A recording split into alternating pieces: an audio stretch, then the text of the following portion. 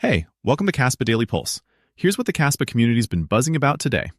First up, the biggest real conversation wasn't hype, it was wallet UX. A lot of people were digging into Kastle versus Kasware, and the main sticking point was payload support. One person flat out said they can't figure out payload on Kastle and doesn't think it's supported, while Kasware was described as easier and simpler for that flow. The actual use case people were talking through was pretty interesting too. Signing in, generating a wrapped key, encrypting tasks, and storing those encrypted tasks on-chain. So yeah, this wasn't just wallet chatter for the sake of it. It was builders and users trying to figure out whether the tools are actually ready for more serious app flows. That rolled straight into another big theme, real-world payments. Someone asked how Kaspa payments could work with merchants, both online and in-store, and more importantly, how you'd confirm a payment quickly like a Visa tap. That tells you where people's heads are at right now. Not just number go up, but how do we make this usable in an actual checkout line?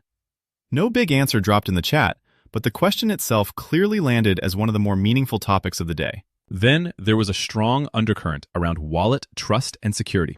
The vibe was basically, reviews don't mean much. Open source does. People were skeptical of lesser-known wallets with 0 reviews, and one comment summed it up perfectly. Open source code gives confidence, not review. Kaspium got called probably the only open-source mobile wallet, while web extensions got a lot more side-eye. And on the hardware side, blind signing came up too, with one user explaining that it means you can't fully verify the transaction on the device. So the community feels curious, but definitely cautious. And finally, sentiment? Honestly, classic Kaspa mix. Pain, conviction, and more buying.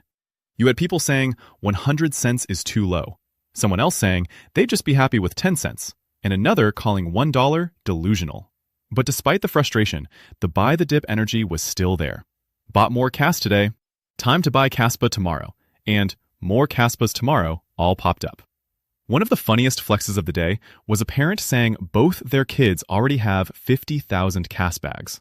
So the mood was basically tired, impatient, but still very much here.